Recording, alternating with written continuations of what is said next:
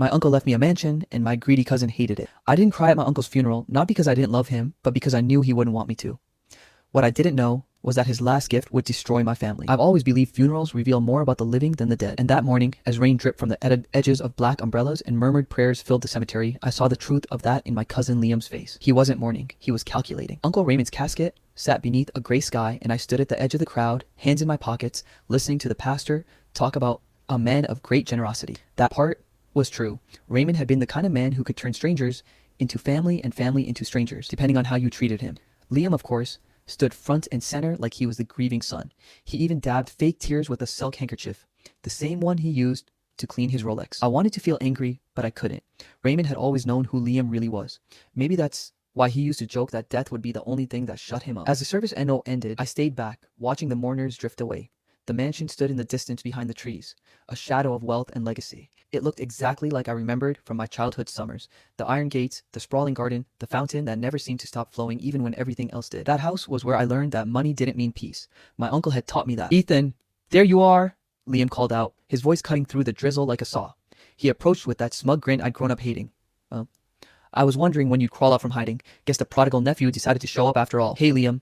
I kept my tone neutral. "Just here to pay respects," he laughed. "Yeah, right. We both know you were just waiting to see what's in the will."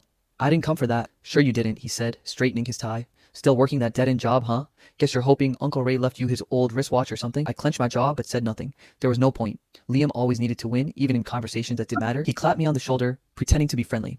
"Don't take it personally, man. Uncle Ray loved you, but let's be honest, he practically raised me. I'm basically his son. Everyone knows the estate's mine. The lawyers are just wasting time with formalities." He walked away before I could answer, laughing under his breath. Uncle Raymond had been more of a father to me than my own dad ever was. My parents divorced when I was 10, and I bounced between them like unwanted mail. But Raymond, he always had room for me. He was this larger-than-life figure who lived with an old-world elegance but treated me like an equal. He'd pour himself a glass of whiskey, hand me a soda, and say, "Let's talk about something real," and we would. About dreams, about fear, about how people like Liam would spend their lives chasing power and end up with nothing worth holding on to. So yeah, I didn't cry that day, because Raymond wouldn't have wanted me to. He'd have said, "Don't waste tears on what's gone, kid. Save them for what's worth saving." Still, I wasn't ready for what came next. A few hours later, we gathered in the lawyer's office.